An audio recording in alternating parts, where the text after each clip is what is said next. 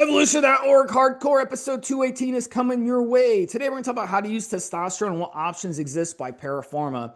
And we have a special guest. We're bringing on a special guest all this month. And this time, who better to bring on than our buddy, our friend MarkNV from the forum. You can go on the forum on the top right, hit the search button on your member, put in Mark and then NV like Nevada, and you could see his posts, you could see his log. He's a big proponent of ParaPharma, and he's done amazing on their testosterone. He's completely transformed his life. So we're going to get into how testosterone from ParaPharma has transformed Mark's life. We're going to get into the different testosterone options for that ParaPharma has. We're going to talk about how to stack ParaPharma. Mark's going to talk about his favorite stack that he's been using. And we're going to talk about ParaPharma amazing products. But first, let's welcome Mark and V as our guests on this show. How you doing, Mark? Thanks for coming Hey, on. Steve, I am great. Thank you very much for having me on. This feels like an honor. You too, Mobster. Our pleasure. Our pleasure. Let me start that, as Steve has asked me to do this before for several of the recent shows, and there's a very good reason for this.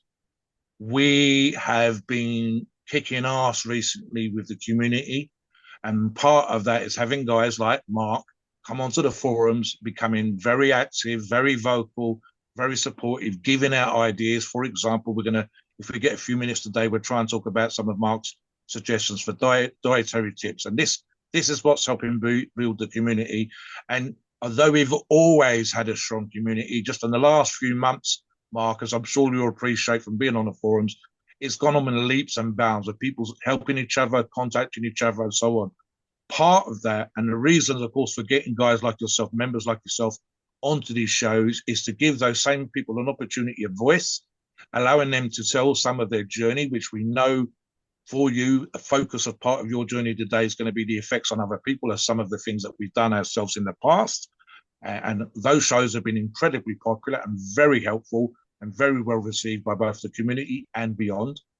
And because of that, both myself, Steve, the admins, the VIPs, the moderators, other members of the forum, but especially on behalf of the bosses of the forum, we want to thank you for taking your time out today to come on, to share your journey, and to spread the love, to spread the goodwill. And hopefully, like I said, these shows, we think they're benefiting people, and we hope that's what's going to happen today. So thank you again, Mark, for coming on today. Well, thank you very much, Mobster. That's my pleasure. Yeah, so let's get right into it, Mark. Yes. Talk about your history because we mentioned, you talk about on your log, and you definitely went through some stuff in your past. So talk about maybe start off like, you're growing up, your teenage years. What sports were you into? Were you athletic or were you out of shape? And then take us into your 20s and the things you've been through. Well, when I was young, I was athletic. I played baseball and soccer. And I don't want to say my upbringing was really, really bad, but it was difficult. I had a stepfather who was, wow, I don't even know how to put it. He was abusive as hell. And a lot of these things I'm just now starting to remember more and more weird things that popped up. I know that the man, he didn't even call me by my name for 6 years. He had other names for me. He called me, and there was a little bit of physical stuff in there too as well. But I wasn't allowed to play soccer. I wasn't allowed to play baseball because he called them pussy sports because it wasn't boxing or football. Follow me there. He's Italian from Jersey, and so it was very, very macho. An Italian from Jersey who was a Marine. Oh boy! And so here I was, just a 6-year-old kid with a mom, very much a mama's boy, and all of a sudden I've got this guy who was an asshole. So we went through all that, whatever, got through that in life, and it did change me. It caused a lot of problems later on. But when my mom left that man and we moved up to Tahoe, before then I got into wrestling. So I ended up wrestling for 6 years. And, I wasn't really a slender kid. I wasn't a fat kid, but I was 6'1" by the time I was 14. And I was going about 180. And so that's where I wrestled. I wrestled heavyweights and unlimiteds in high school because, hell, you get 180 and then you jump up to the big guys that are like 280. Right. And you gotta wrestle with those guys. And that's what I did. And I had a really good record until I blew a knee out. And I played football, and that was a lot of fun too. Honestly though, as physical as I enjoyed the wrestling much better. That was probably my favorite. Football was okay, but I didn't take a lot of pleasure in flattening people. I was a big kid. And when I hit a kid, you know, I'd hurt him. And if it was on my team, I didn't mean it. And I didn't really enjoy that too much, or the concussions. Yeah. Lots of them. It's a rough sport for sure. So did you start noticing as you got into your 20s and 30s that maybe my testosterone levels were dropping? Or did No, you? not then. Not So then. they were still, yeah. Did you ever get blood work done during that time or no? Well, I was in the Navy. I was in the Okay. Navy. And I actually, we did blood work all the time. And I was fairly fit. I worked the flight deck and it was nonstop go. There was nothing wrong with testosterone. I actually didn't start having the problem with the testosterone until my late 40s. I had in early 50s, I had a back surgery when it's been about 5 years now. And then after that back surgery, I really blew up. But there were some problems before. I started putting on weight around my midsection, and I put on a lot of weight. I was starting to get up around 300 pounds. And then the back surgery happened, and I was actually going to the gym at that time, probably in some of the best shape of my adult life. And I visited a chiropractor. He gave me a yank on the leg, and he blew out my L4 and L5. Gosh. And it was from an old injuries that had been piling up over the years I just didn't know about, you know, the disc coming out, and then calcifying, and then more coming out. And then finally, when he gave it that yank, all this disc material from 2 discs came out and pushed all the old material straight into that nerve, like knives. And so I was down hard and had a major discectomy done. And it was about a year and a half after that, my roommate, Lori, her son, David, now he's in his late 30s, early 40s. He was having test problems, and he told me what he was doing with this clinic. I'm like, oh, really? I never heard of it, to be honest. And so I checked it out. I talked to these guys. They did blood work. I had it was like 150. I was like, well, no wonder I feel dead. Yeah. You know, I was big around the middle. I was going about 298. And so they got me on this test sip, and it was a pretty good deal. I feel like now it's been overcharged, but I get a better deal now that I've been with this about 2.5, 3 years. I know to jump in. I know to jump in at this point because I'm looking also at the numbers for the 21 years clean. It was also around this kind of time mark that you was hitting shit hard. And when I say hard, I'm going to let Mark describe briefly, if you don't mind, Mark, some of the crazy fucked up shit you were doing. Now, was that associated with the pain you was in, or was this something you were just doing at the same time? I wrote this down, and you can tell the listeners what I mean. Addiction issue with hard drugs, and I wrote that specifically. 21 years clean, but you tried booze. Now, we've had people on here talking about painkillers, addictions, booze addiction. When Mark says hard drugs, he means hard drugs. So give the listeners just a list of some of the stupid shit you was doing at the same time. This is all around the same time, Steve. After the back surgery, I actually didn't take anything. I took none of the Percocet. I took none of the painkillers they gave me because I just wouldn't. But back in the day, when I was hitting the drugs, I started with bathtub crank. And then I went into crystal meth. Boy, oh boy, that was like going from, regular unleaded to fucking rocket fuel. And I was selling real estate at the time and doing quite well. And the joke was, how much meth can a man do? And it was like, as much as he can afford. And, yes. The guys that I was hanging with and running with, we could smoke an ounce in a week. I could go through a quarter ounce in a day by myself. And that's a lot. I'm lucky to be alive. I'm lucky to have my life, my teeth, my family, people that still like me. Those poor people, the people in my life are the most wonderful people in the world.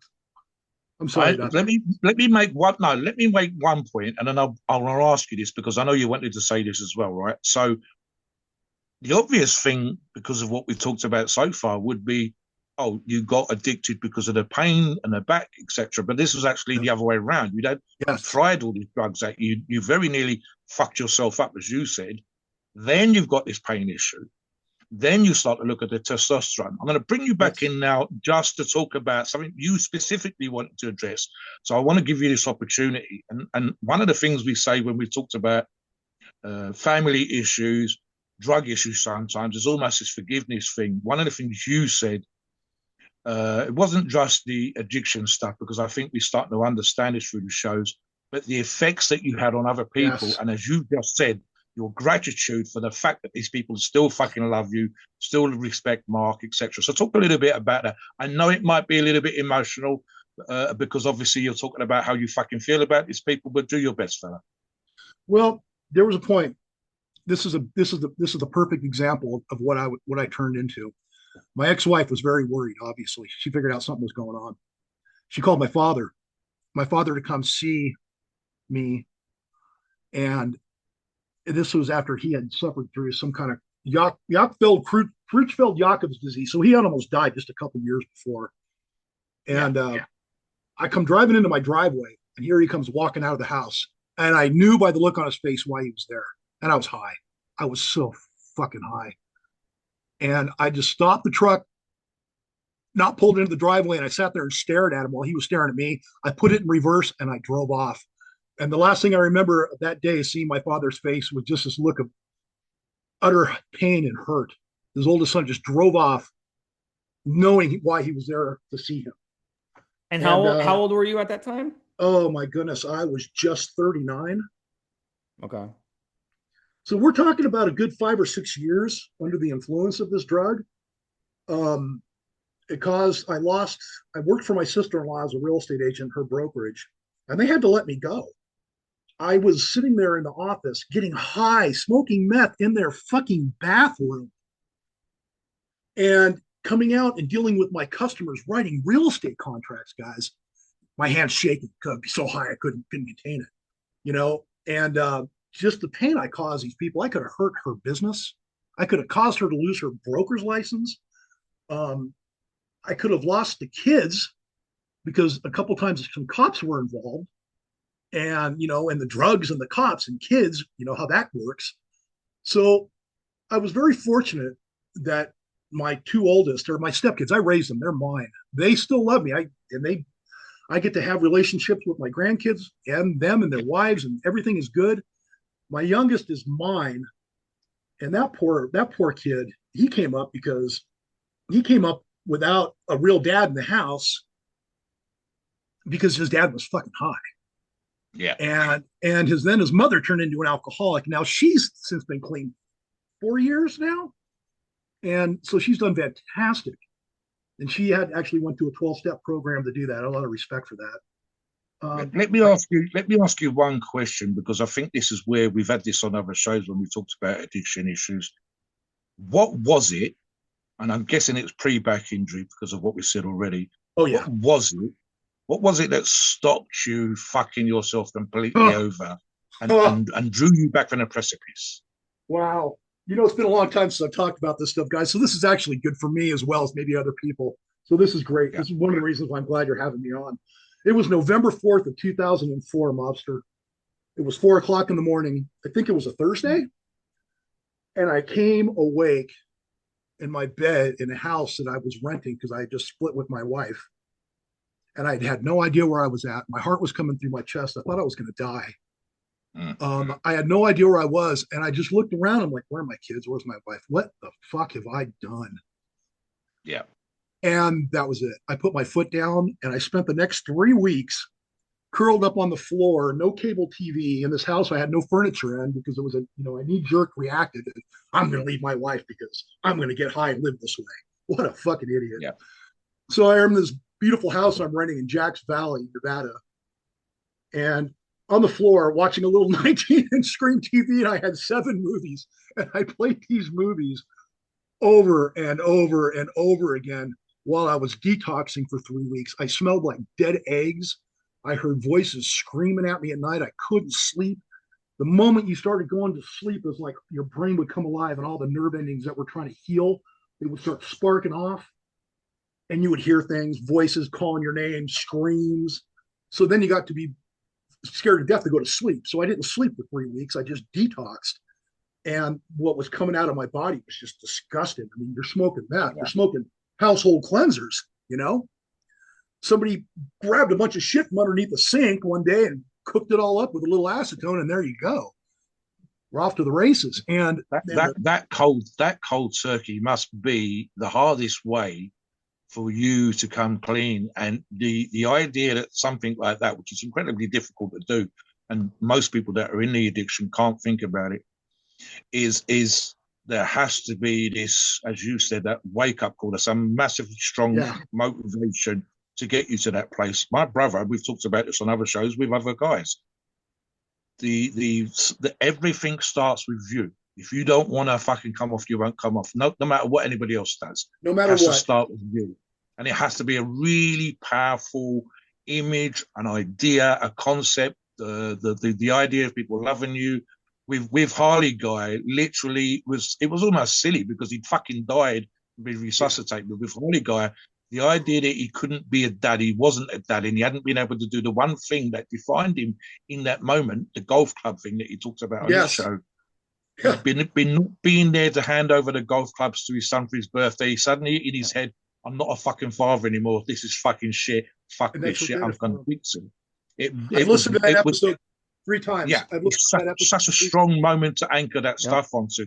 Talk a little bit now, because obviously, listen, I'll say this for you, Harley Guy. We are grateful for you saying what you're saying, and we're also, from your perspective, I'll say it on your behalf. Sometimes, and I can be a selfish prick, I know, having great family that almost fucking allow us to do stupid shit and come back and not be the complete and utter wanker or not fuck our lives up and still love us and still be there for us is so fucking important. And it can anchor us, especially as you and I are now 60 and 61 years of age. Talk a little bit post-back injury, post-addiction. Yeah. So how did the getting into training, getting into keep fit, etc.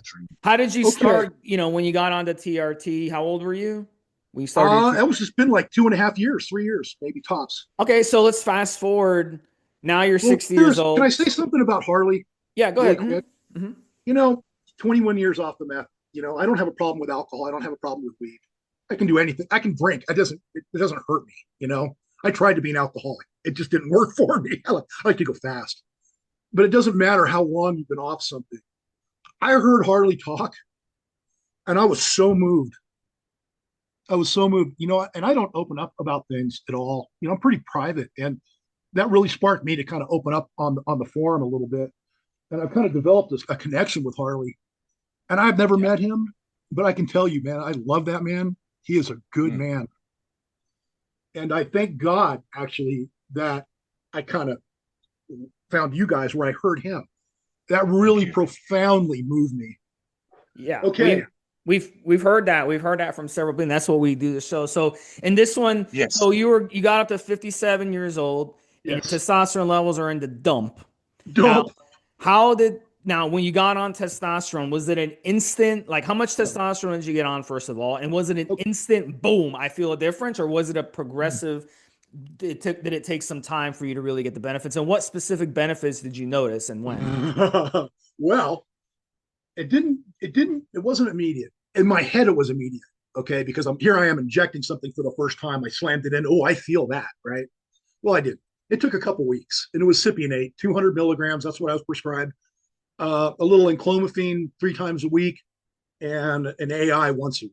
And because I was aromatizing like a mad dog, I was so fat, so hugely fat. And it took about 2-3 weeks. And when it finally, my blood serum levels got stabilized, and then all of a sudden, man, I was like, hey, I haven't lifted this weight in about 15 years. Holy crap. I'm benching 225 again. Where did this come from? Oh my God, I'm 10 pounds down. Look at all this water that left me, but now my fat's going away. And it started pouring off. Well, to a point pouring off. It had to work. God, I was working so hard, man. I was getting up then at 3 a.m. going to the gym so I could have the gym to myself. And being in the gym, I would start out with an hour of cardio and just grind as fat as I was. And it hurt. And then I would head straight for a program. And I had a lot of experience lifting before, when I was married, and then even after I got clean for a long time in Salt Lake. It was just a long period that I got out of it because of the back issues.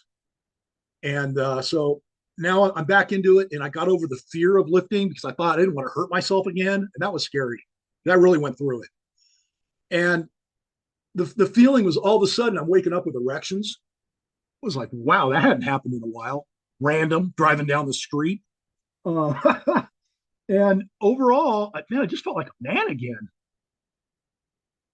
And then, well, of course, I wanted to start kind of experimenting and learning about, these other things. Yes. with the steroids. I guess that's a natural progression for a guy or even a woman, I guess. And so I started researching and reading. And in that course of time, I found you guys. I was hearing a lot about NPP.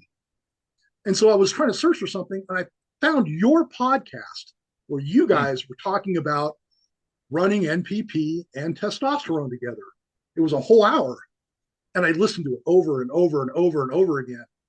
And I'm like, well, because now it's been a year since I've been taking the testosterone. I thought, well, I've not really messed with my dosage. I have been really right down the wire, being a good boy.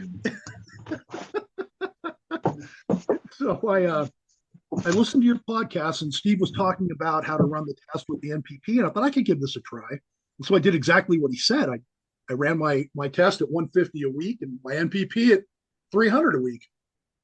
3 injections, and that was it. And I dropped even more, like 20 pounds, and then all of a sudden I put on 15, and it was ripped. But you see, I didn't know enough to know, and I learned this afterwards. I wasn't lean enough to be doing this, and it was great, but it kind of hurt me in a way too. So where were you at? It's not optimal. It's not optimal. You can do it. People do it, but it's not the best way to do it. Where were you at in terms of body weight and body fat at that time? Okay, so I hooked up with Sarah when I was sitting at 289, and I was like 30% body fat. Okay. And so with her, I dropped down to like 260 on 20 pounds. Then I started doing this cycle, and I did it I only did the NPP for 8 weeks. It's kind of like what you said to do. That's what I did. But it was right at the end, boom, man, I sprouted up another 20 pounds. Again, back up to 289. But it wasn't fat. I didn't put on any waste. But because of the body fat, my estrogen just went freaking nuts. And so I learned, that was a really good learning experience. And I felt great, man. I tell you, I felt great on that nandrolone. Yeah. That was, but you would have felt better if you had leaned out first. Exactly. And looking back, do you wish you had maybe waited till you got maybe the 18 or 15% body fat first? Yes. I wish I would have waited till I was where I'm at now. Okay. So let me ask you another question in relation. You're on testosterone, you're trying NPP, you are seeing improvements, you do feel better. Something we asked one of the other members the other day, are asking now, what about people around you seeing the changes in you emotionally, your outlook on life, how you felt on testosterone, but also obviously seeing the physical changes? Was there sort of like a look at Mark fucking changing, look at Mark positivity, that kind of vibe? The people that were close to me did. They were like, wow, what's going on? Because I don't see a lot of people. I work from home. I kind of live out in the country. So, I get to see my mom maybe once every week and a half, see my son once a week. The other kid out in Fernley, maybe once every 2 weeks. So they don't get to see me a lot. So when they see me, there's always a change. And after about 6 months of being back into the gym, doing the NPP, then and still being on the testosterone, so my eyebrows started raising. They're like, God, Mark, your stomach's going away. And then I discovered, tirzepatide, and then it really started going. Oh yeah, yep. And then, but I kept on adding muscle because of the test. I was down in a huge calorie deficit, and I didn't understand all of that at the time. But I was protecting the muscle, I guess, with the testosterone. But yeah, there was been some really good feedback from the people that are close to me. It's really well appreciated. I don't do this for attention. What about your outlook as well? A lot of older guys, and when I go to the gym in the morning, Mark, there's a good percentage, and I've said this on these shows. We talked about it on the pre-show. A lot of them are giving up. They just start throwing in the towel. You know what? And they'll say, I'm old. I talked to a guy over the weekend. He told me that exact thing. I'm like, dude, you got to eat. I told him, I'm like, bro, listen, he's a friend of mine. I told him, like, dude, you got to eat better. Like, I see the food you're eating. It's not good. And they say, you know what? That sucks getting old. It sucks. And I'm like, what the fuck does that even have anything to do with it, bro? Like, I'm almost 50. Exactly. And I'm in the best Mark's shape of my life. 60 years of age. The guys that I train with are all the guys that I go to the gym. I don't go there when I get there. But the guys that are in the gym that I've talked about on other shows, including David Williams that we had on before, Phil Thompson, Ken have mentioned on a show that was quoted on one of the Instagram quotes that we put up the other day. There's 60 plus, 70 plus, nearly 80 years of age. They're all on TRT, and they're all. I mean, David Williams that we had on that show. Yeah. Yeah, So let's tie it into the 260. title. Do you think that if these guys who are out there who are listening to this, do you recommend that they go get their testosterone checked? Yes, And absolutely, strongly consider absolutely. TRT because it can really change their outlook in life? Absolutely. Talk about that, Absolutely. They, and all it would take is one positive thing like that. Just have it checked and have a doctor tell them you need to take it, and then just do it, because then other things will fall in line. What I found was when I started taking it and I started feeling better, it made me want to eat better. I didn't want to eat crap, because when I ate crap, I felt like shit. So it made me want to eat cleaner. It made me want to prep. It made me want to take advantage of what I was doing. You know, why should I put this into my body if I'm not going to take full advantage of what it's supposed to do? And so that was my attitude. Yeah, and I don't actually. I've kind of gotten rid of all the negativity in my life. There's nobody in my life that I'm personal with anymore that acts like that. I just want to give up. I know them.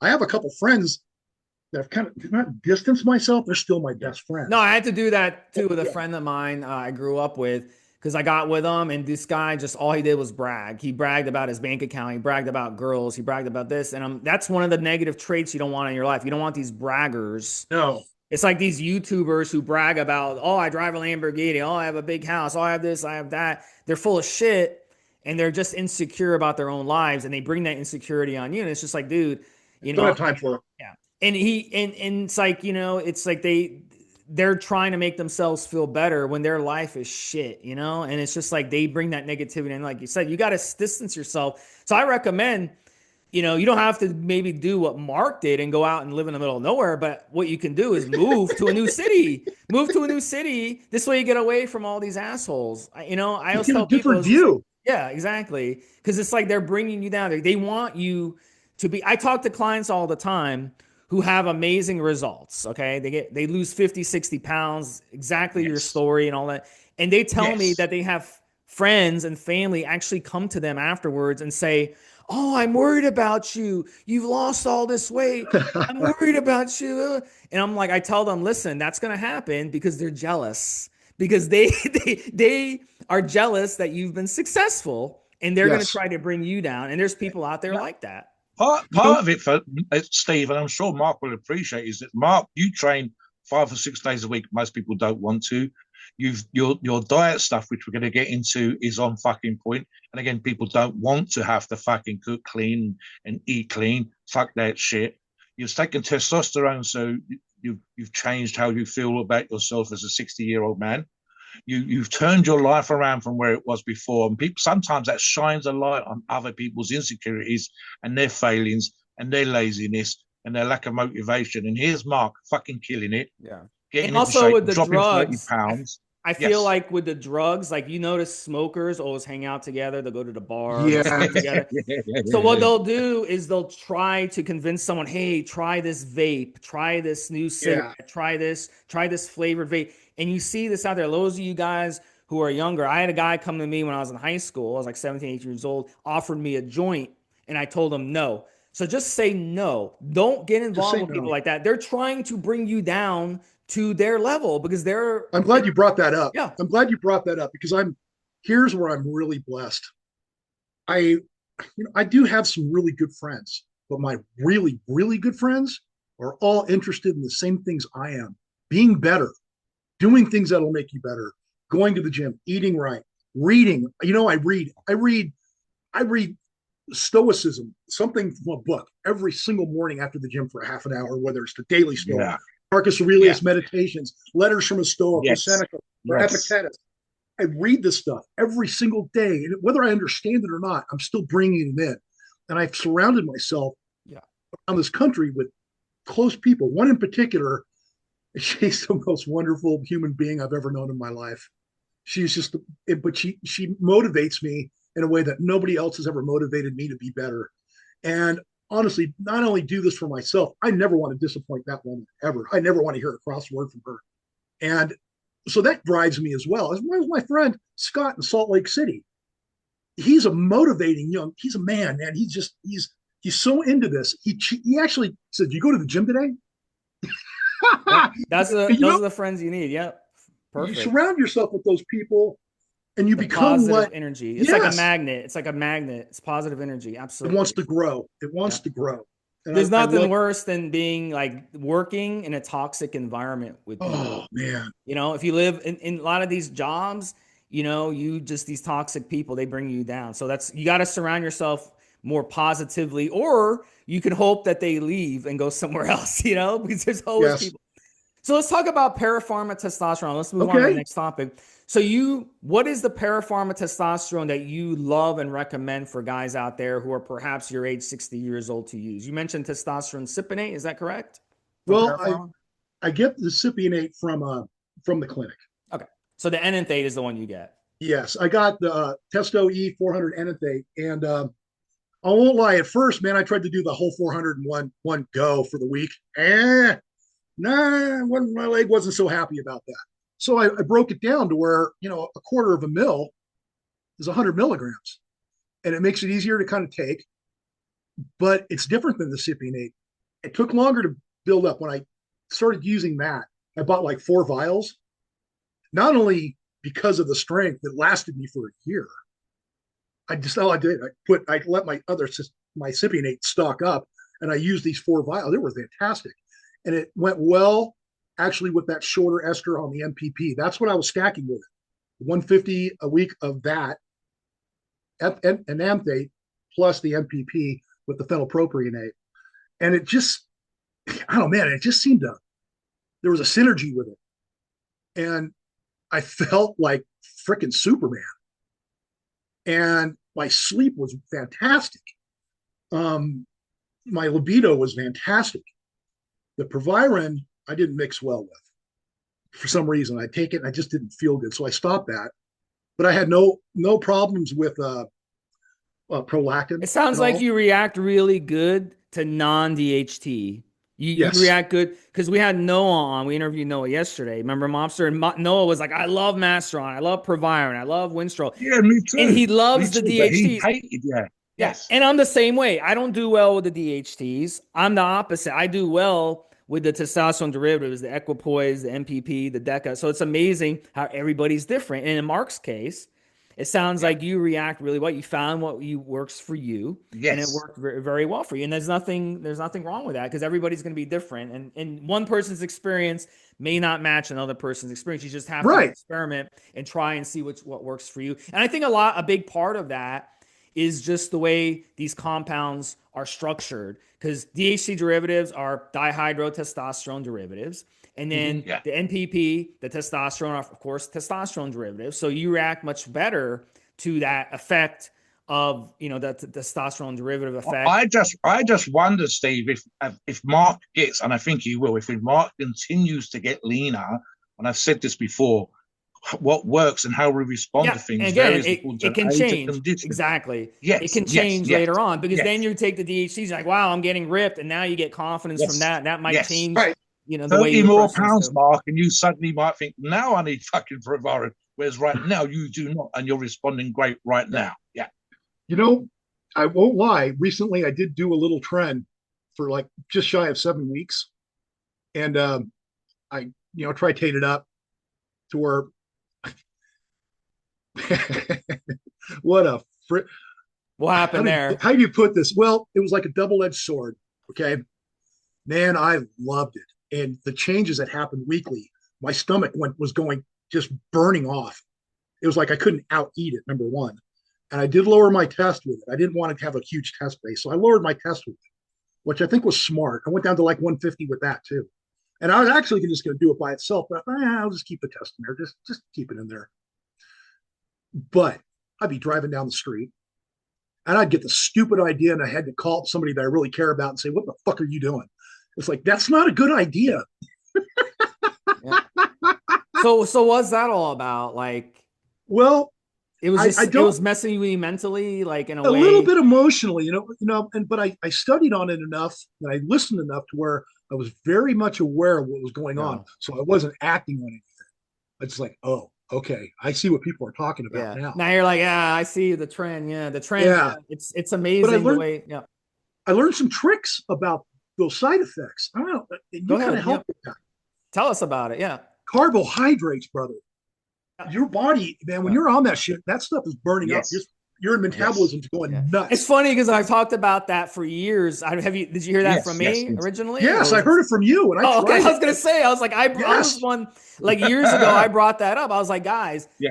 spread your carbs out on trend because what Yeah. happens is your muscles become a sponge. You become so insulin resistant on it, your muscles become a sponge. So if you spread out carbs throughout the day, that will help you avoid those hypo symptoms and help your mind balance and help you sleep Big and help with time. the night sleep. So that's the key. I've heard people in the past say they drink a lot of apple juice before bed, and this helps them get through the night because it kind of boosts their blood sugar, going into sleep, and it helps hydrate them. So that's another trick that people do.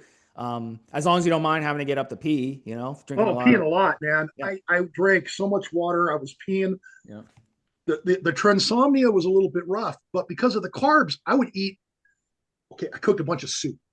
We'll talk about the soup in a second. Yep. It was just straight up chicken soup. But I would also, have my rice cooker going, and I'd cook maybe 4 cups of rice in it, and I would take a cup of rice and throw it in the soup. Right before bed, I would eat that. I don't normally do that, but when I was on the trend and I ate those carbs in that chicken soup before, the night sweats went away.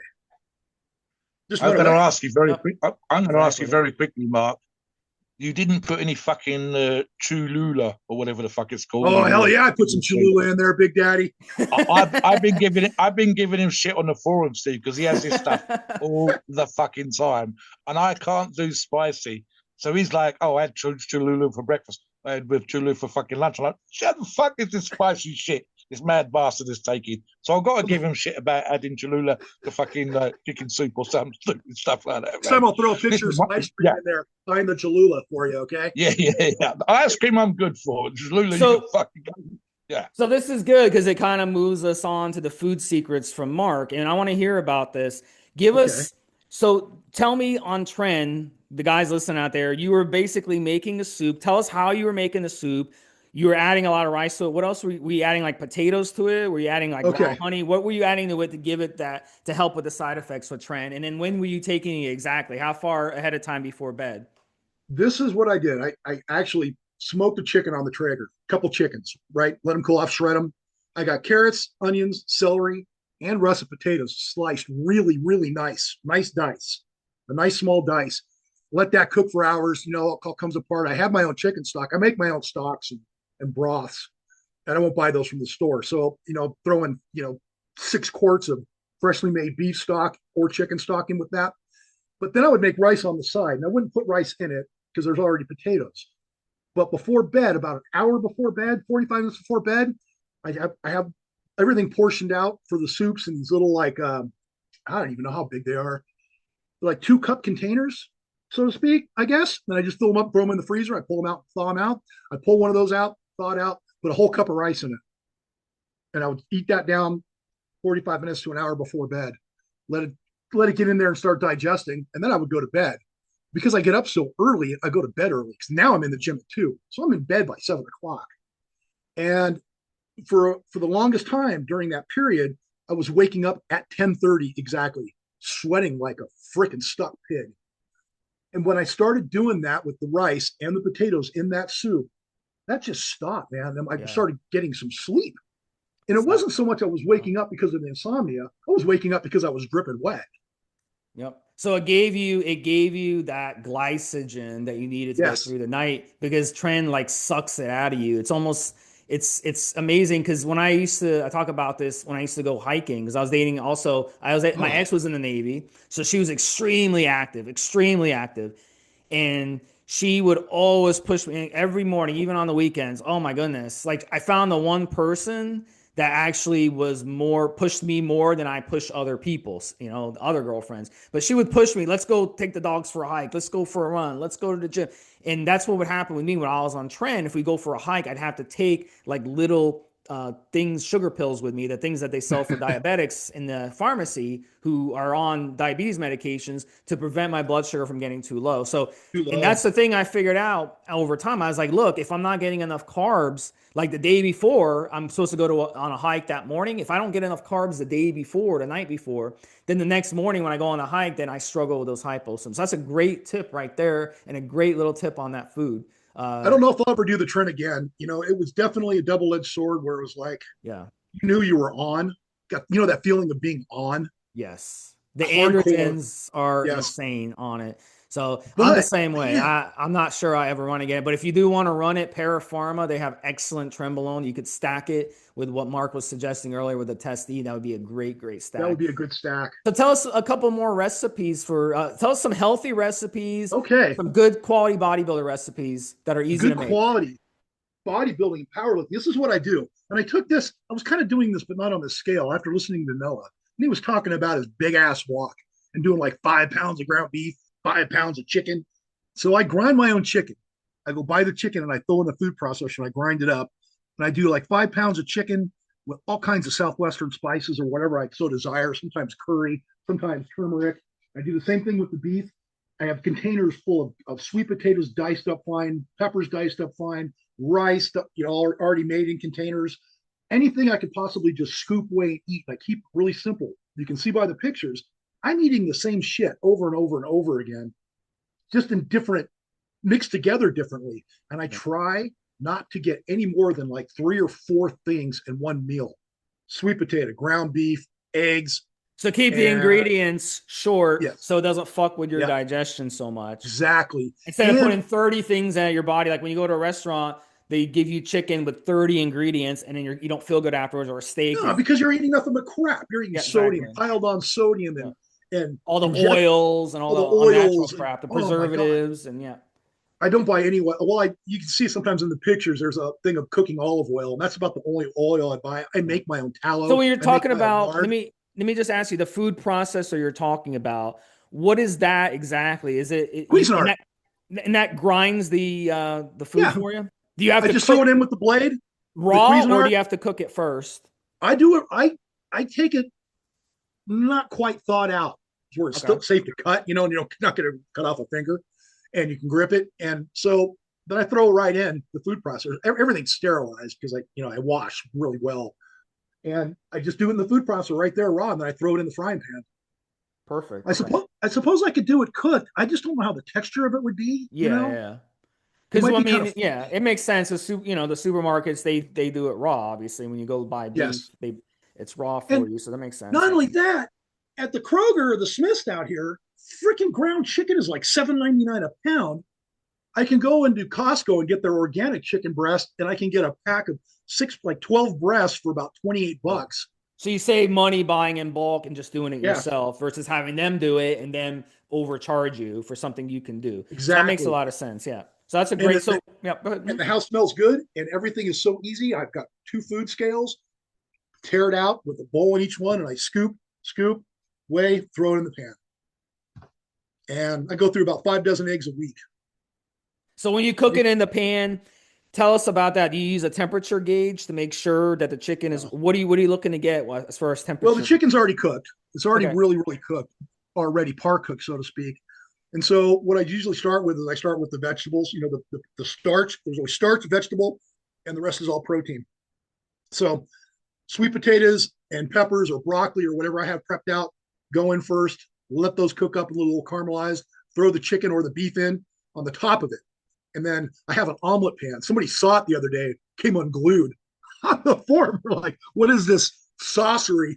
It's an omelet pan, or even a regular pan. Just cover it up and kind of let that cook. Then hit it with the egg, cover it up until it's big and fluffy, and then it's done.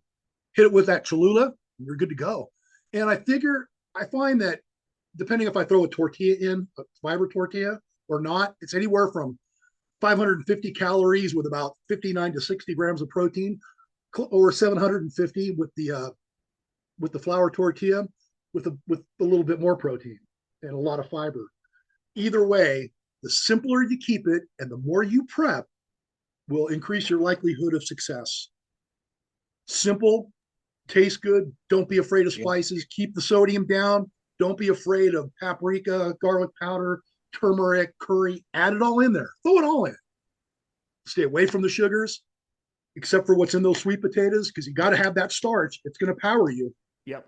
Um, Any tips There on it is. the pan again? Because a lot of people, when I first moved out on my own, I moved out when I was in college on my own, and the first thing I did is I went to Walmart and I bought one of those big. I went to the kitchen section. I bought one of those big things for like $40 that already contains like 3 or 4 pans and stuff Yeah. like that. Is there any recommendation like for guys when they go shop for pan? A lot of the younger guys or even the older guys Uh, never cooked on their own. What should they I, do? Where should they go to buy a pan?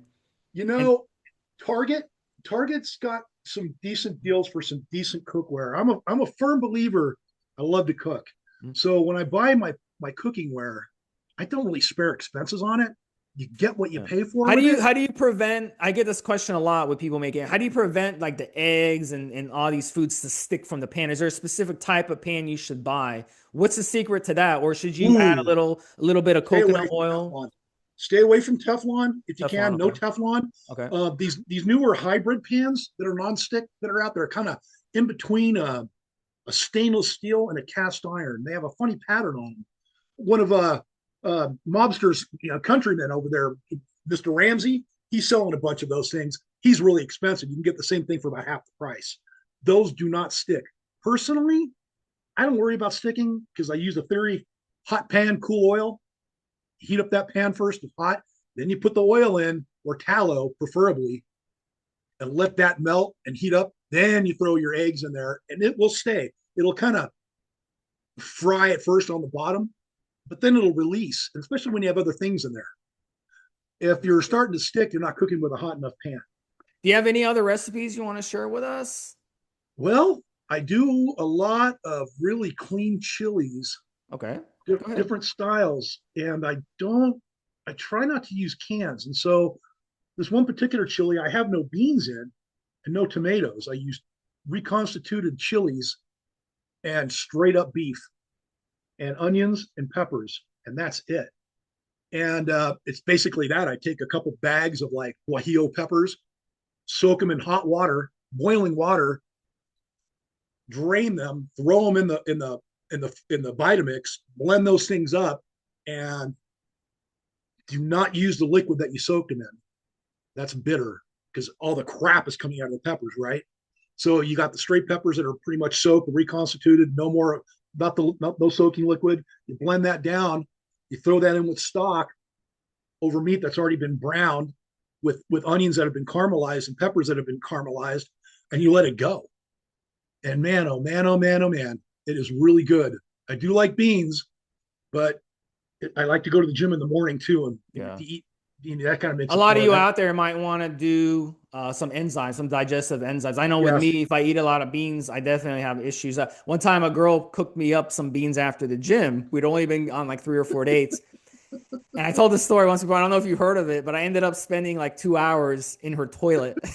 And it Well, was you got some embarrassing. problems though, man. You got to be careful with beans. You got some It was digestive. embarrassing because her house was small and she only had one bathroom. And she's got to be Oh, wondering what the hell's wrong with this guy. no You know? escape either. I'm just thinking of that movie. Is it Dumb and No Dumber, the escape. movie where he's sitting Yeah. there shitting his brains out? Yeah, Yeah. yeah, It's yeah. Dumb and Dumber. Yeah. Same thing. Yeah. Let me ask you another question, Mark, and something we've asked on all of these kind of shows recently. You've mentioned about coming across us doing the podcast and listening to the shows multiple times. Something we've asked, well, two kind of questions really, just in the next couple of minutes, and then we're going to talk. Me and Steve will talk about ParaPharma. So, finding the community. You've mentioned Harley Guy and how great he is as well. What about the rest of Evo and the community Noah, that you've seen there? Yeah, and Noah obviously as well. And I, and any I, outstanding logs? Is there anything on the forum that's catch your eye in a good way, positive way, oh, made you everything, laugh? Yeah. everything. But there's one major thing. Okay. Well, not only is everybody open, nobody dogs anybody. Okay. I have checked out other forums. I looked at other forums. I was, I'm an information seeker, but I'm also about positivity.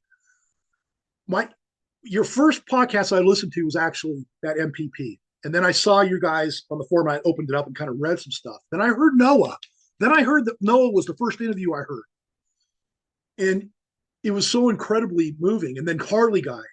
But most of what I've seen is if I have a question, there's a gentleman, Lev, who is right there with advice, positivity, Yeah. always encouraging you to go further and push a little bit harder. Exactly. Yep.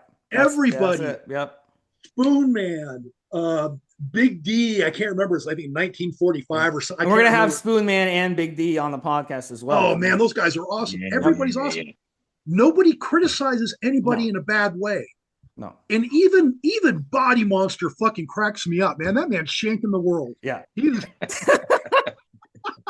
and I just love the guy. He wants to shank Mobster in his bald head. I think it's a sign of affection, Steve. He needs to remember who the shank monster really is. Everybody is respectful. Everybody has something to add. I have learned more about lifting weights, dieting, training, living, thinking. My thought processes have changed. Some of what you're providing, you literally just gave us 2 or 3 fucking recipes off the top of your heads. So you're doing exactly what you're saying other people are doing. You're putting back, you're sharing information.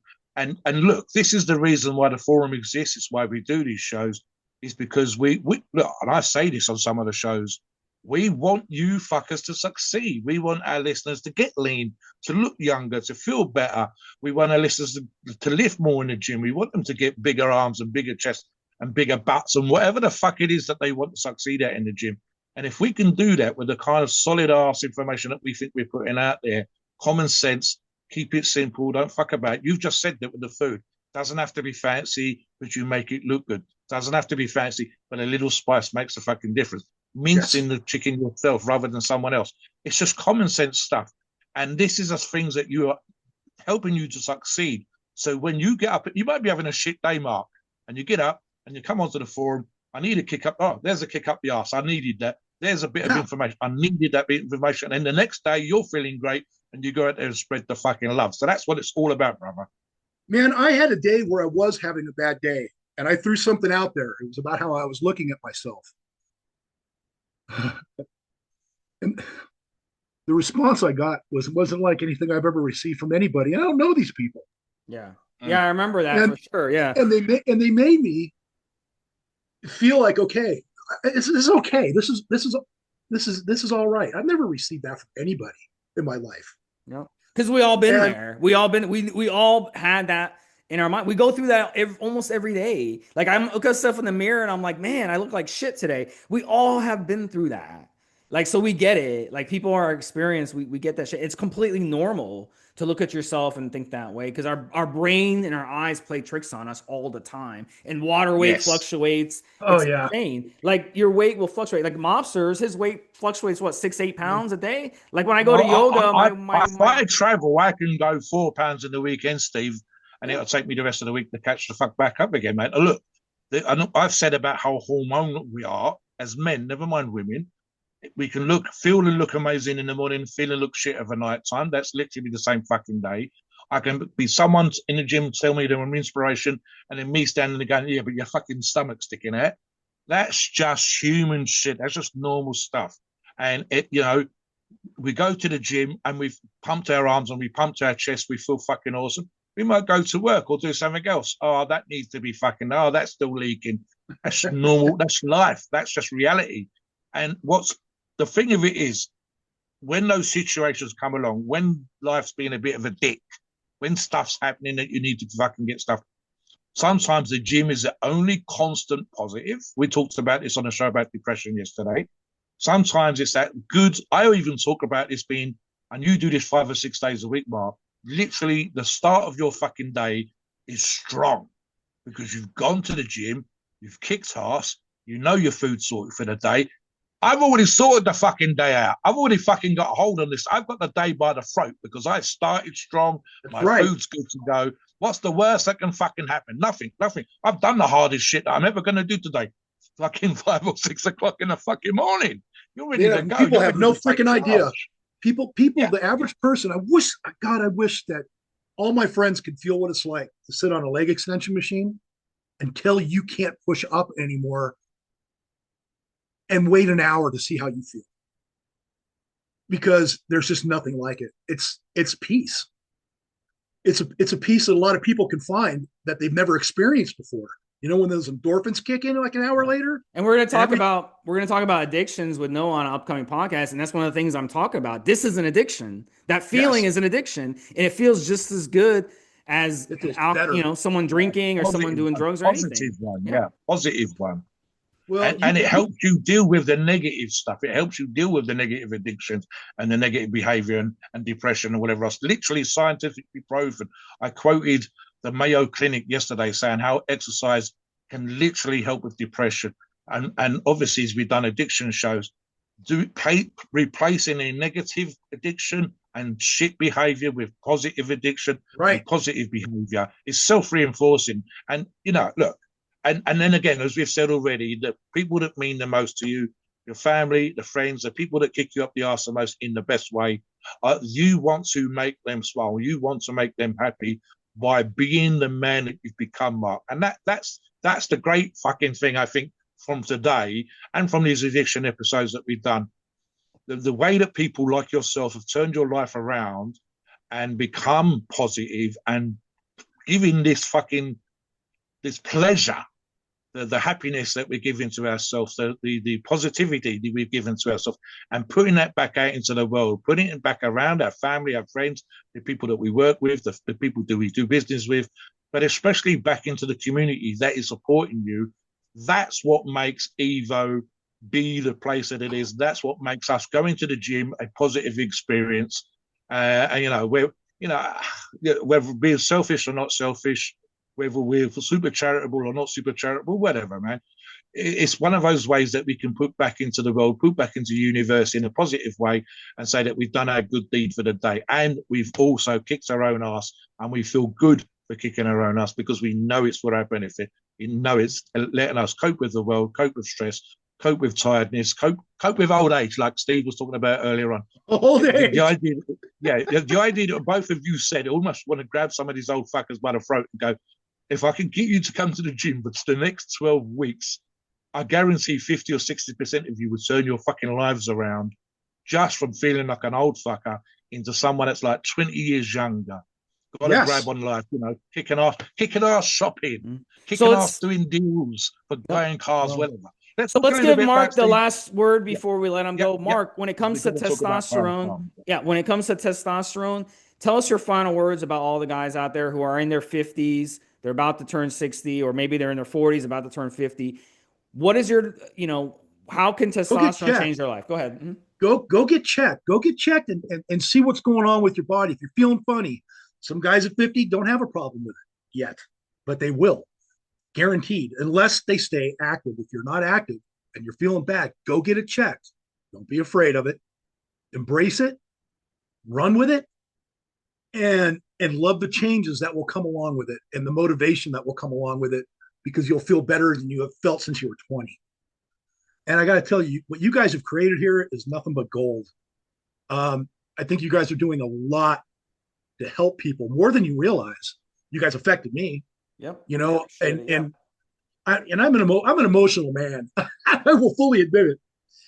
You guys have had me in tears several times listening to these guys and just reading how positive people are on your forum. It's an inspiration. It's an absolute inspiration. I wish I could share that with some of the people in my life, like my friend in Virginia. If she really saw what this was, she would just be in awe over what you guys have done, because she's all about positivity. My friend Scott knows. I sent him your podcast. You guys, thank you for being there. Thank you. And pay it forward, guys. You helped change my life. Yeah. All right. We appreciate you, Mark. We'll see you on the forum. Guys, go check out Mark's. If you want to learn more about his recipes, about his journey, go check him out, MarkNV, on the forum. And check out all the ParaPharma products that he purchases. He loves ParaPharma. So, Mark, we appreciate it, man. We will talk to you later, all right? You guys have a great day, and thank you so much for having me on. Yep. That's all right, buddy. Okay. Bye, guys. All right. Ta-da. So, as we let Mark go, let's get into ParaPharma, more about ParaPharma. And look, ParaPharma helped Mark get to where he wants to go, and it's going to continue to help Mark to get where he wants to go. Now, why is that? Is because ParaPharma, and I saw numbers yesterday, Mobster. I don't know if you saw the thread as well. It just got posted, where they laid out not just great steroids, but all their products, all their ancillaries, everything they have, whether it be the dick drugs, anything that they have, It's tested and it's at 99. That's the testing they had, Mobster. I think the lowest one that they posted yesterday was 99.56% pure, Fuck, man. which That's is great. unbelievable. That's above the Above. pharmaceutical Yeah, yes, standards. yes, yes. So they also let me finish up and I'll let you take it from there. Great shipping, great products, great customer service. They have reps on the forum. Quad Sweep is their main rep. They have a couple Yes. other reps that are also excellent. And look, they're fantastic. They're always there to help you, always there to give you advice, and they always bring the quality products, which is the number one thing. And they have excellent deals and excellent promotions always going on the forum. So they are fantastic, Mobster. Talk Let me about just ParaPharma. touch Yeah. on that. Both you and I have had experience. I've talked about on shows where we talked about ParaPharma, me running and having great experiences with my personal experience with ParaPharma. Look, let me just finish with that pharmaceutical thing that Steve talked about. Most people that go to the doctors, go to the pharmacists, go to the chemists in this country don't understand that there's like a legal requirement for pharmaceutical companies. And I think it's around 95%, Steve. I'm going to say, I think it's 90%. I might be wrong. Let's say it's 95. Let's be generous. And that means that your 200 milligram painkiller or your 200 milligram anti-inflammatory might be 180 or 190 milligrams, not 200. It might be slightly over, it might be slightly under, but they try to get as close to that number as possible. When Steve says those test results have come back, and there are lab tests on the ParaPharma website, I'm looking at the ParaPharma page right now, so you can go and look at that. You can look at the thread that Steve's referred to. 99.75 is 4.75. In other words, it's better. It's nearly fucking perfect, Steve. It's as close to perfect as you're going to fucking get. And that is a higher standard, as Steve said, than is required in the pharmaceutical industry right across the fucking spectrum. Whatever the fuck you guys are getting out of the pharmacists on script or the chemists at the prescription here in the UK, it's above that level. That's the standard they're trying to adhere to for themselves so that they can put great products out there for you guys to use for their testosterones and a bunch of other options that Steve just described. I was literally looking at their page, as I've just told you, and seeing all the options. I think there's like 40-something different products, Steve, with blends, testosterone, enanthate, Masteron, trend that Steve talked about, EQ, Winstrol, you name it, orals and injectables and ancillaries, like Steve said. That quality is fucking amazing, Steve. I'm blown the fuck away. Thank up for Mark coming on. Let us know what you think about the shows that we're doing. We're trying to put this positive message back out there. We're paying it forward as best we possibly can. Let us know what you think in the comments. Come onto the forums, check out Mark's blog, like Steve said, and let us know and ask questions. I'm sure Mark will be there to reply to you as well as us. Please note, we are not doctors and the opinions are ours. It is our view based on our experience and views on the topic. A podcast of informational purposes and entertainment only. The freedom of speech and the First Amendment applies.